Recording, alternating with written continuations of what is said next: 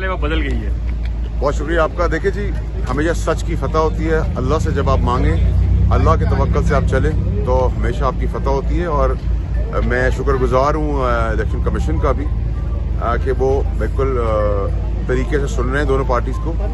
और ये जो इनके पीछे जो पीडीएम के सियासी लवारिस हैं, उन सियासी लवारिसों का एक्चुअली ये पॉलिटिकल केस उन्होंने बेचारों ने ब्लैकमेल करने के लिए बनाया। लेकिन इनके हमेशा पहले गलाई से पकड़ा है हमने, अब मैं इनके हलक से पकड़ूंगा इनको। एक दूसरा ये कि जो इल्जामात थे उसकी बुनियाद आज आप लोगों ने खुद सुनी है कि वो कितने जबरदस्त थे या नहीं थे, वो आपने खुद बताया। जजेस को सेटिस्फाई करना दोनों पार्टीज का काम है, दोनों पार्टीज काम करेंगी। हमेशा फतह सच की होगी और अल्लाह का शुक्र है हम अपनी जगह पे खड़े हैं, वहीं खड़े रहेंगे। बाकी अल्लाह ताला की मर्जी है। ना हम किसी को क्रिटिसाइज करते हैं, ना हम किसी के बारे में कोई बात करेंगे।